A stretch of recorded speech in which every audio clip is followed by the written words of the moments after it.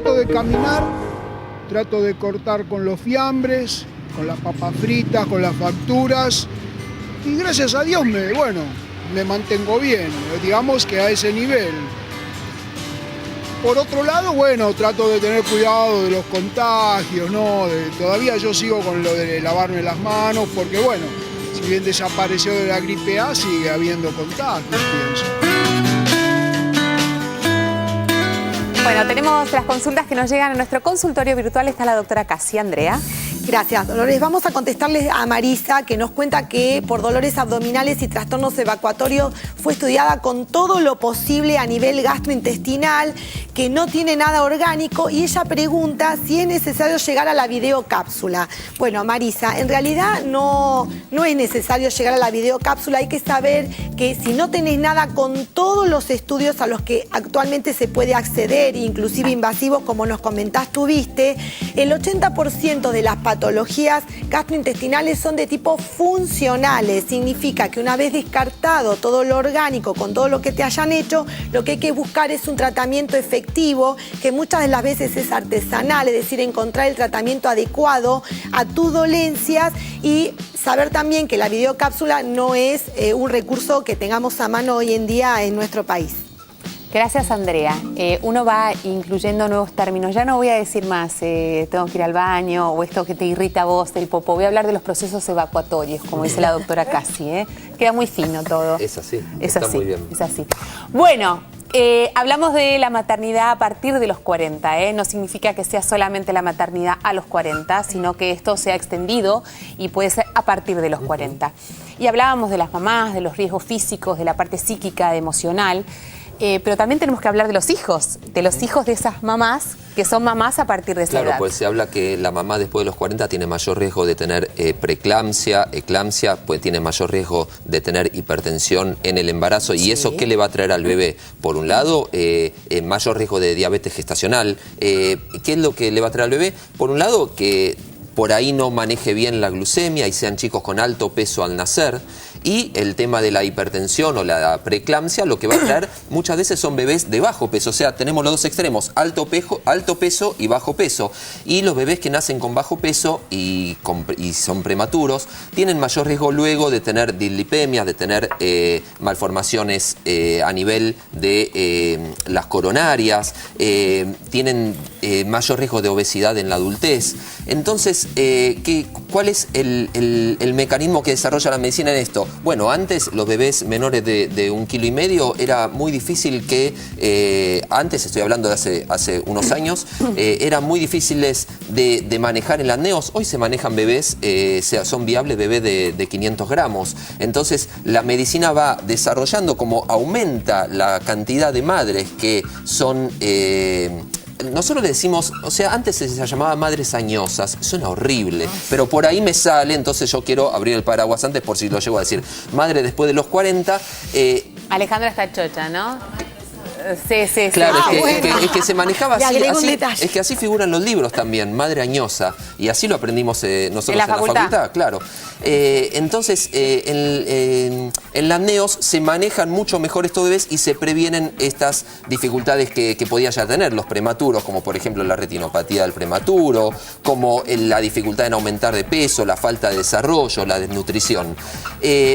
Vos nombraste antes los defectos genéticos y esto de los mayores de 40 años, madres mayores de 40 años, ¿cómo disminuía esta cantidad? Yo traje algunas cifras. El síndrome de Down en un bebé de hijo de madre a los 20 años es de 1 en más o menos 1.650.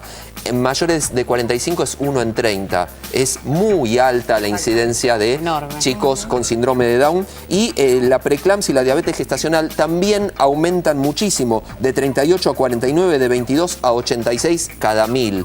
Y lo mismo pasa con las pérdidas fetales. Se estima que más o menos un 10% de los chicos de los embarazos no llegan a término en una madre de 20 años. Pasa con la mitad de las madres de 45 años que no llegan a término. El bebé, el embarazo no llega a término con madres de 45 años. De todas maneras, estamos hablando como de algo, ¿no? Yo siempre resaltamos de aquí, los avances tecnológicos y científicos han permitido esta realidad que hace algunos años era una enorme frustración, una enorme deuda que se tenía con aquellas mujeres que no podían concebir un hijo por vías naturales, digamos, y que necesitaban de la ayuda. Pero también este avance desde el punto de vista de cómo sostenemos un chico que nace antes de tiempo, cómo extendemos la maternidad más allá del tiempo biológico. Estamos hablando de situaciones exactamente. Límite, ¿no? Claro, bueno, sí. Bueno, no. Que la medicina tiene que tener una respuesta a esta realidad social. Es eso. Bueno, me voy al living. Allí está la licenciada Alejandra Rabuini, que es psicopedagoga, pero que es mamá de Gonzalo, ante todo, que tiene 2 años y medio. ¿Y fue mamá, Alejandra, a qué edad? ¿Cómo te va? Hola, ¿cómo estás? Bien, ¿y vos? Muy bien. ¿A qué edad tuviste a Gonzalo? A los 43. A los 43.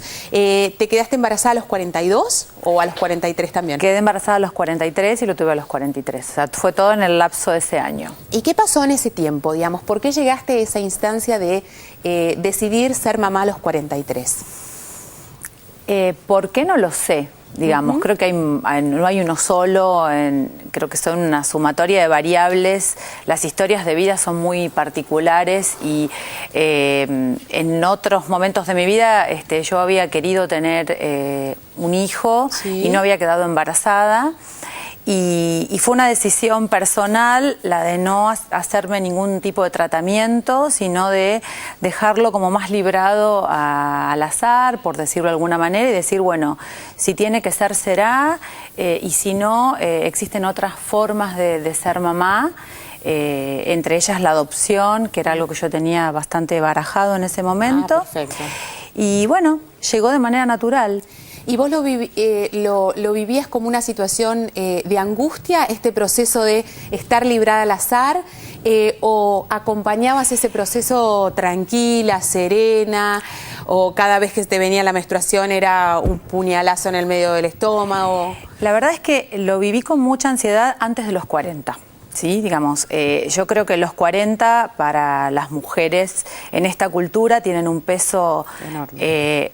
Creo que un peso exagerado, porque quizás la sensación es como que se cierra una puerta. También acá creo que hay obviamente un mensaje de la medicina, y yo escuchaba lo que ustedes conversaban recién, y obviamente son datos, pero también son datos estadísticos, ¿no? Creo que después hay que singularizarlos y ver en la historia personal de cada uno, bueno, cuál es, en primer lugar, para mí, el deseo profundo que se juega, porque creo que por ahí cuando se puede correr algo que es el deseo de ser mamá, separado del deseo de tener un hijo, ¿no? Me parece que uno puede... Este es el planteo original que nosotros hacemos, que me parece que es fundamental, ¿no? Esta cosa, desviar el foco desde tener un hijo a ser mamá, que es muy diferente. Es muy diferente, y cuando, por lo menos en mi caso, cuando yo pude correr estos dos aspectos, la verdad es que ahí pude empezar a relajarme. Esto no significa que no hubiese momentos, como vos decís, donde estuviese más ansiosa o menos ansiosa, pero había como un norte diferente en relación a la búsqueda de la maternidad. Y que por ahí por eso llegó. Cuando seguramente pudiste encontrar este concepto de ser mamá y no de tener un hijo, sí, ¿no? Seguramente. Vos decís que te quedaste embarazada de manera natural. Sin ayuda hormonal ni... Sin ayuda hormonal. Bueno, a los 43 años. ¿Y cómo fue? ¿Una sorpresa gigante o era algo que pensabas que podía suceder? Para mí fue una sorpresa gigante. Yo digo que fue un milagro porque en ese momento, de verdad, yo estaba muy orientada hacia la adopción. Así que fue la gran sorpresa.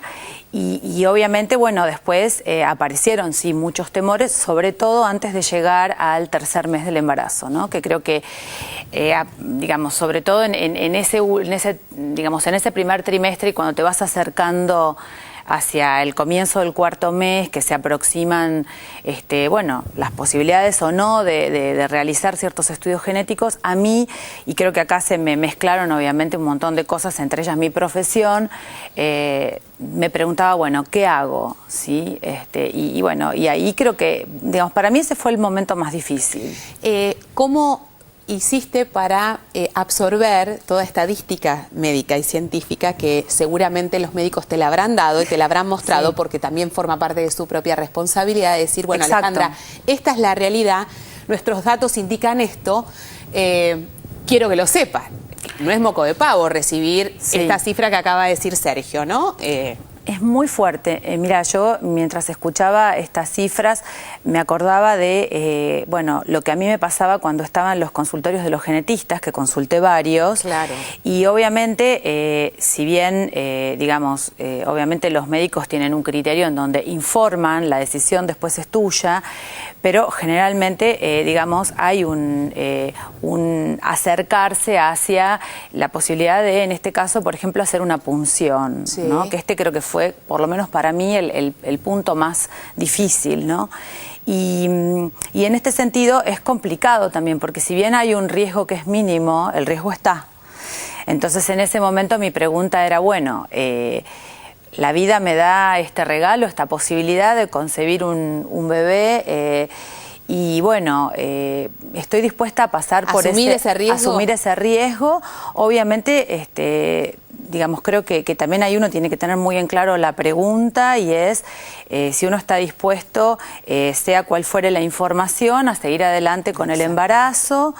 ¿Tiene un sentido o no tiene? O si el sentido solamente es informativo para prepararse para una eventualidad. Exactamente, que ahí es donde me parece que por lo menos en mi caso tenía un sentido. Más allá de eso, la decisión que tomamos fue la de no hacer la punción y, bueno, encontramos en este caso, después de hacer un recorrido bastante importante por consultorios de genetistas, una médica genetista que tuvo un criterio de, digamos, ir paso a paso y de, bueno, hacer estudios previos, y en función de los resultados de estos estudios previos, entre los cuales se encuentra uno que se llama NT+, Sí. donde, bueno, quizás bueno, ustedes después lo podrán ampliar más, pero digamos lo que se evalúa es lo que se llama la translucencia nucal, sí. Y en función de esto, en función de ese resultado, ir viendo. Y bueno, y yo seguí este camino, y fue un camino muy exitoso porque tuve un muy buen resultado. Y bueno, la verdad es que para mí también ha sido como una experiencia de derribar muchos mitos, ¿no? Y me parece que eso me gustaría hablar después con vos, después de la pausa, porque me gustaría que me cuentes también ahora, desde la parte emocional, cómo encaraste este proceso llenos de miedo, seguramente, como el que tenemos todos, no importa sea la edad, y si esto, por el hecho de tu edad, también te llenó de dudas, este miedo a la incapacidad, a no estar a la altura de las circunstancias, en fin, cosas que pasan. Hacemos pausa, acá estamos de vuelta. Hola, soy Vero Perdomo y tuve un ACV. ¿Sabías que es la primera causa de discapacidad y la tercera causa de muerte? Lo bueno es que puede prevenirse mediante la detección y el tratamiento de factores de riesgo. ¿Sabías que el paciente tiene derecho a recibir la información sanitaria por escrito a fin de obtener una segunda opinión sobre el diagnóstico, pronóstico o tratamiento relacionados con su estado de salud?